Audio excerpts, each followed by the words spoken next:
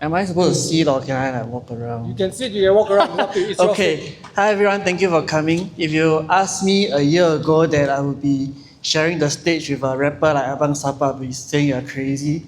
But it's been a crazy year.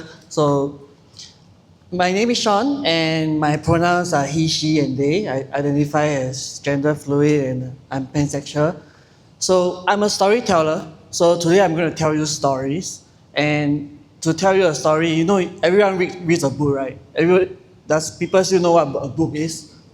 Kindle. Yeah, so because I'm going to do it like a book, so there are different chapters in my life that I'm going to go through. And before I get into that, so I just press a slide. Yeah, just go for it. Okay. So that's this one? Maybe the reception card. Let me press that side. Okay. Yeah. Before I go next. Point it to the laptop. Okay. So before I go into the first chapter of my story, I just want to give you a background of why I am who I am today. So my first moment of vulnerability started when I was 10, when I stood up in class being scolded by the teacher for not bringing my homework, and I wet my pants in a class of 40 people. And I didn't know how to handle that moment because I spent the rest of my day with wet pants walking around in primary school. And I'm sure you remember primary school, right? Kids were making fun of you and everything. And why I didn't know how to handle that moment was because I was brought up in Asian. There's a lot of Asians here today, you identify with that. The Asian household where my parents are Christian, and I was brought up as a Christian as well. So all my life, until that point when I was 10, my 10 years of my life has been around, following the rules, not going outside the boundaries, and, slowly adapting to what society thinks how boys should behave in terms of, boys should wear blue, girls should wear pink. So along that lines, right? So my parents, to their credit, they gave me a lot of love in terms of giving me a roof under my head, giving me food, and caring for me. But what they lacked was the emotional connection. So there was no safe space at home to come out to them or to share my day with them or be able to be vulnerable with them. So that was the hardest part. So when that peeing incident happened at 10, that changed my life because I started to realize that the world was a cruel place, that I didn't know how, if I didn't know how to handle it, then I would have suffered it. And I really didn't know how to handle it. So when I went into, that's the first part of my story. So when I first went into secondary school, I told myself that I wasn't going to be bullied again or made fun of again. And I was just starting to realize also that I wasn't straight because I was starting to be attracted to not just girls, but boys as well. And going to church and, in school, textbooks and everything is always the traditional definition of a man and a woman relationship, right? So I had to bury all that down, including the shame of my accident in class. So instead of being the person that I was, I took on another persona, or I put on a mask. And I remember my first week in secondary school, I just went to the most notorious kids in school and can I hang out with you? And within a month of secondary school, I started smoking. I got into my first fights, and I was already being punished by the discipline master. And to me, that was the start of me being the most alpha male, being the most masculine person that I could be, because that's what society says men should be, right? So I started going down that path. And that led me down to a path of self-destruction, because even though I got famous in school for being this notorious kid, I still didn't feel like it was enough. I feel like I needed to build up my street cred as well. So my friends and I, at secondary 3, we decided to go for a gang fight. We decided to plan for a gang fight. And we did. So we went to a McDonald's. There was no Instagram, there was no Facebook at that point of time. So there was McDonald's. So over Happy Meals, we planned how to beat people up and how to make people suffer. Because we felt that that would make us more men. And I was going along with that perfectly. But unfortunately for me at the time, and fortunately for me now, I got arrested before I even went for it because we were outed by someone in our group. We had 14 people, and I was one of the mastermind. So I remember that I was so afraid when the police slapped the cuffs on me because I was arrested in the shopping mall because that was our gathering place. And that was where we used to hang out before social media. So when the scarf was slapped on me, I was scared because I was like, what do I tell my parents now? Why I'm doing what I'm doing? And I had no answer. And the 24 hours that I spent in lockup was, I would say, the most eye-opening experience for me because they took away my glasses, and overnight they took me out. The police officers took me out to question me, and because I didn't want to admit what I was doing, I kept denying that I was a mastermind. But I had 13 other people pointing their fingers at me, so there was no way to run anyway. And the next day, when my father bailed me out from the lockup, he was so pissed, he was so angry with me that he didn't speak to me for the ride home. And I still remember it was 9 a.m., 10 a.m. when I reached home, and I missed school already. So I didn't go to school, and I was alone at home. And my parents had gone to work. And I was living on the 9th floor at that point of time. And I just looked down the window because I was thinking, my life had reached to this stage where I had no one I could turn to, where I had nobody I could talk to, not to my parents, not to people in church, because I know the outcome of that. I know what they would say to me. And I was thinking, what if I end my life now? And instead of feeling like instead of that changing me, it actually scared me because it showed that my mask had cracked. The mask that I worked so hard to build, to hide my own true self, had cracked. And that moment of vulnerability showed me that I had more work to do to hide myself. So I didn't change. I continued down the path of, being the most notorious kid in school. And 6 months later, So 6 months later, I got arrested again.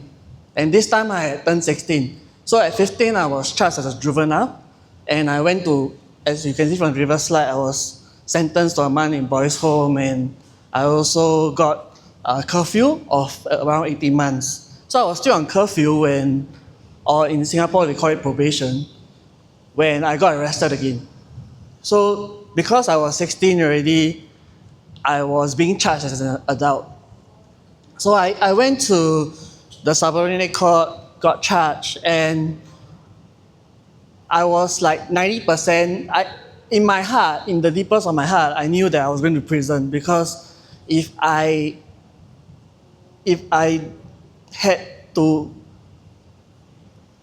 roll the dice, like there was no chance of me getting away with like just a slap on the wrist.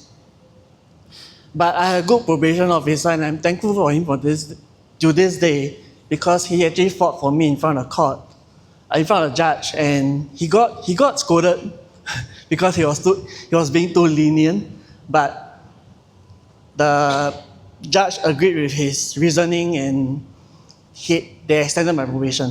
So I missed prison. But what really changed me was because after the judge had passed her sentence, I was going to be released, but I had to be bailed out by my parents. And they had to go and get the money to prove that they had the money to bail me out. So while I was waiting for that, I was brought to a lockup in court around the size of this room, and there were like 20 to 30 men inside. And my partner in crime, literally my partner in crime, was with me.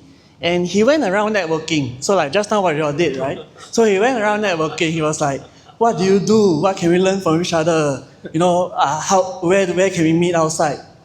And for me, I was just sitting there and thinking to myself, I was just looking at everyone else. And I was thinking to myself, this will be me in 5 years' time if I don't change. I will be back here wondering where my life has gone. And what stuck with me was because there were some people that still couldn't get anybody to post beer for them, they were given phone calls to me. So there was this guy in his 60s. You can tell he's very old already. He was screaming into the phone and he was scolding his parents. I assume he was scolding his parents because he was saying father and mother in Malay. Yeah, so he was scolding his parents. And to me, that felt like the people closest to him had given on him. And if I didn't make a change, that would mean that the people closest around me would also leave me because I was trying to be someone that I was not. So after I got bailed out, I went back to school, and I still had half a year left of Set 4 before I graduated N-level and then go to O-level, right? But one fine day in school, my discipline master walked past me and he asked to speak to me. So usually when he asks to speak to me, I'm in trouble. But this time I wasn't doing anything. And because I experienced that lockup just a few months earlier, I was receptive to change now. So when he asked me, I remember his question, he asked me like, do you really want to change? Do you really want to continue down this path of, getting in trouble and all that? And for the first time in 4 years, I actually told him the truth. I told him, yes, I really want to change, but I don't know how. Because I'm just stuck in the same environment with the same friends around me that were constantly looking for the next thing to do. And he said I had two options. One, to leave school after my N-levels to take O-levels as a private candidate or go to ITE. And to me, that was a very drastic move because the education system has always been PSLE, N-level, O-level, then go to JC or Poly. So I knew I had a big decision to make because if I don't leave and I continue down this path, then my life I wouldn't be standing here today, I would be in prison. And true enough, the friends that I have with me at that point of time, they have been to prison or they are still in prison. So I made the decision to leave school. And I found my friends. Yeah, so I went to ITE and I found my friends where I could finally be my true self with, that they were not trying to get me into trouble. We were focused on studying, getting into Poly, or being able to just have fun hanging out. And that started my journey of self-acceptance, self-love, and also being able to accept myself for who I was or who I am. And being able to forgive myself was a very big thing because I could finally heal from hiding my identity and all that.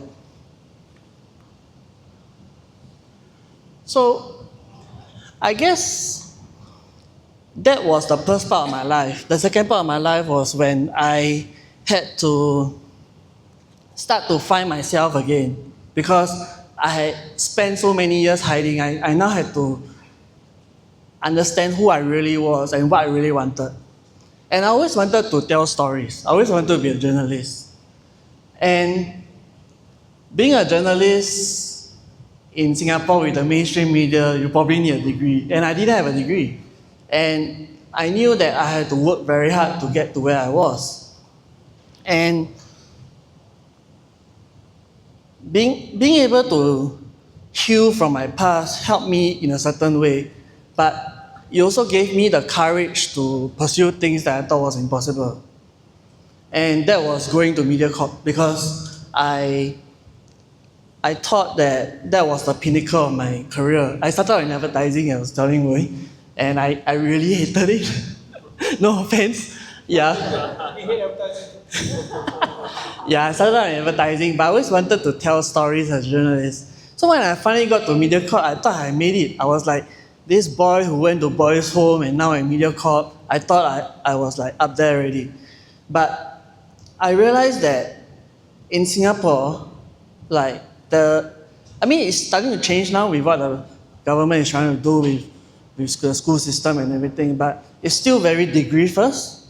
And I realized that when I joined MediaCorp because I couldn't write. They told me I needed a degree to write. So I was only taking photos and videos and all that. So that wasn't really what I wanted to do. So I left. But this was my second journalism job. The first journalism job, I had kind of been laid off from it. It was a tough time to get over it, but MediaCorp was the second part.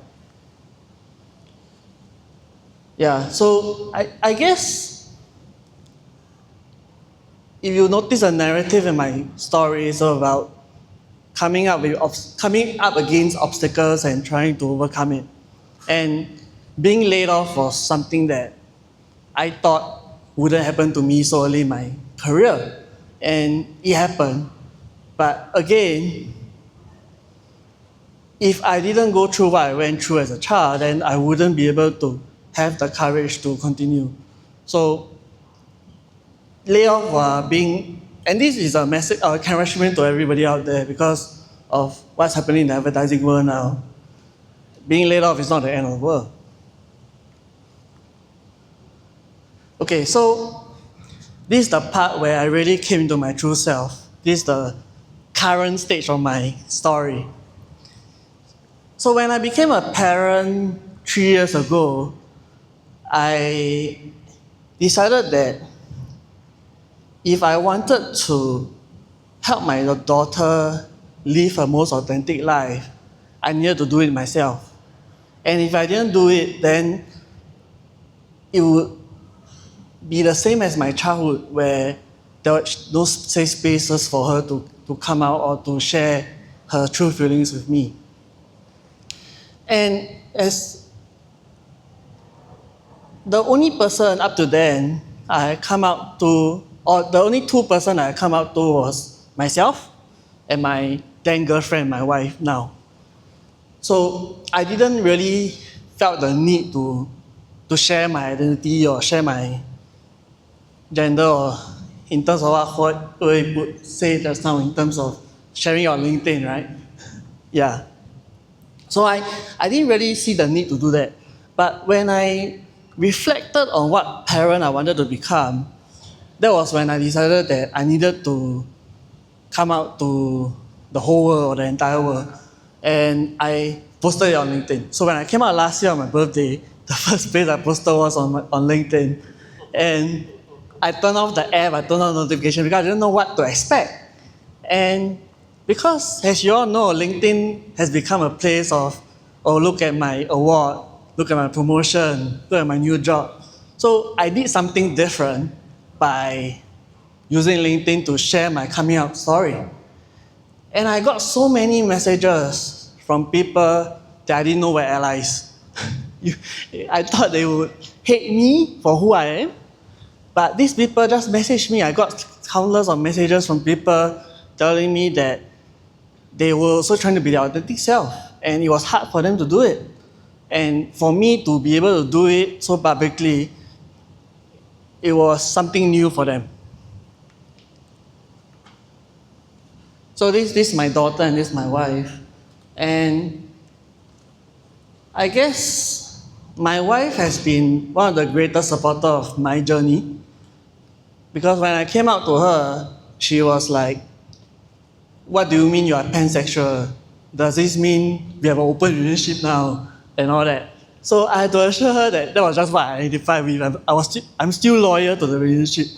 And all that. So we had a lot of navigating to do in terms of me wearing a dress, wearing a makeup. But she was perfectly okay with it because we go to Sephora together now to buy makeup, to buy skincare. We share clothes. But as you can see, she's more on the conservative side, so I like to show skin, but she doesn't. So, that's the only argument we have when it comes to clothes. Yeah, I'm more of the skin kind of girl, but anyway. Yeah, but she has been very supportive, and I guess it also helped me to be more bold and more courageous in sharing my story widely, because now when I share it on LinkedIn, I, I still get messages from people who, struggle with being authentic at work, or, struggle to be their vulnerable self in front of their colleagues. I remember this CEO who reached out to me from another agency. I won't name the agency. Not this, but one of the WPP one. Yeah, so one of the CEOs reached out to me and he said he had a coach, but his coach wasn't as good as me.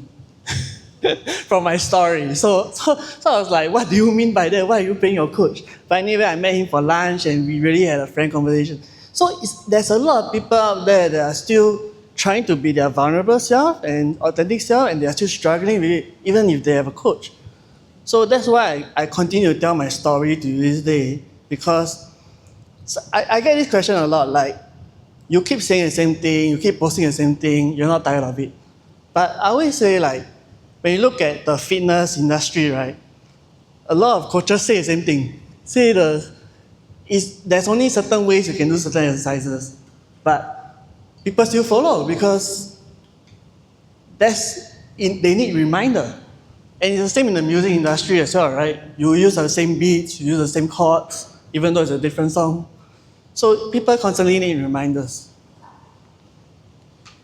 So my daughter is neurodiverse. We are going for her autism assessment next March. And in the meantime, we have been doing therapy with her. There's a lot of progress, but she's still non-verbal. So it's very hard to say this, but there's a possibility that I will never get to hear her voice. And that's why I want to be the voice for her now, in terms of, for people with special needs, who are neurodiverse, who are in the queer community. Through her, I feel like I can spread more of my own story and help those out there. And her meltdowns are terrible. So her meltdowns can go up to an hour, where she's trying to bite me, where she's trying to kick me, and trying to hurt herself as well. So as a parent who never had emotional connection at home, I had to learn how to regulate myself. I had to learn how to process my feelings before I help her. So that has been the biggest journey so far. And finding my voice. So she's not here today, but Kelly, who works at Vayner, and she got me here. When I started on this journey as a creator now, she handed me Gary's book, which is Day Trading Attention. And because as someone working in advertising and in journalism, I always tell my client's story. I always tell other people's story. But I never really told my own story before. I didn't know how to do that. And reading his book, this is not a plug for you, but it's just... Yeah, so I just reading this book really opened my eyes up to the various ways I can tell my own story, because you might see creators, influencers out there, but you don't know the journey that they take. So reading his book helped me to understand what I can do to tell my story. And basically I just take everything he recommended in his book and just did it. And that helped me to start my own newsletter, my podcast, where it's the human. I'll come back to that later. Yeah, so the Human Algorithm podcast is where I have creators, founders, solopreneurs to come on my podcast to share the different stories. So this guest, for example, Lynette, she has trichotillomania, which means that every time her hair grows out, she has to pull it. She has the urge to pull it. And it leaves her with bald patches on her head. It's an unpleasant sight, but it's something that she cannot control. And it's something that she struggles with. So she decided to shave her head. And I want people like that on my podcast because I find a common thread between these people because we all went through the same struggle in terms of finding our own identity, finding our own voice. She's now a creator with 11,000 followers on Instagram where she shares her own journey, and she recently dyed her hair as well because she managed, her biggest goal has been to color her hair because every time her hair grows out, she pulls it out, but she managed to control her urges this time round. Like there was one aborted moment where it failed, but now she managed to do it. So it's stories like that I want to tell because I feel like there are so many people out there still struggling with being their authentic self.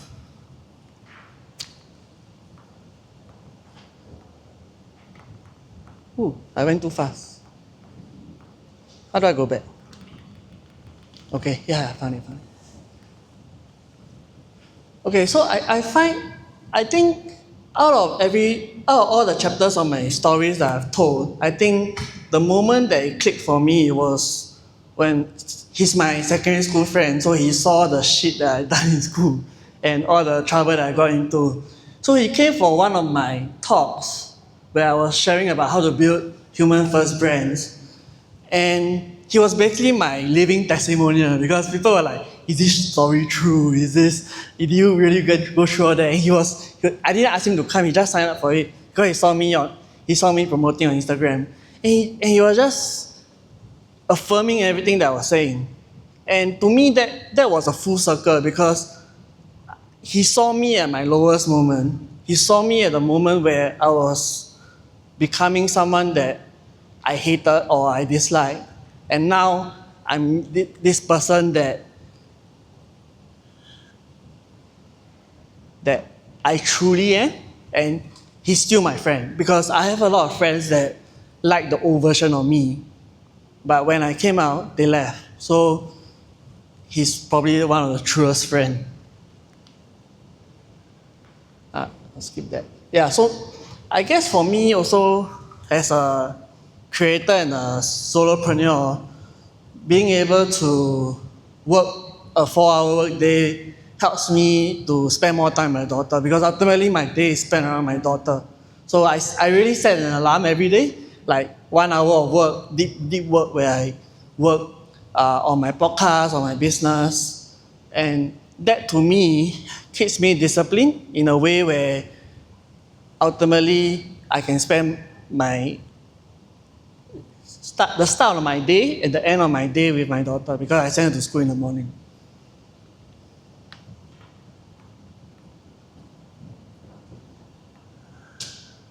Yeah, so I guess if you ask me what's the biggest challenge I have, it's probably going to the toilet. Because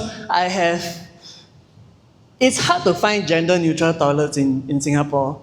And like using the accessible toilet is one option, but I'm mindful of people with disabilities. I'm taking up their space, right? And when I would go into a men's toilet, when I come out, most of the time, the people who are going in, they look at the sign first. Or, when they come in, they see me, they automatically get out. So I get a lot of that, and I get chased out by cleaners as well. I remember once at Raffles City, I had to leave the male toilet because the cleaner thought I was in the wrong toilet. So he made a huge fuss about it. He came in shouting like, man, you're in the wrong toilet and everything. And I'm like, it's okay, I'll just use another toilet. But why I'm sharing this is because If I'm not my authentic self today, my alternative is prison. My alternative is having a criminal record. So this is the path that I've chosen to take because it helps me to live the life that I want and find my voice. Thank you.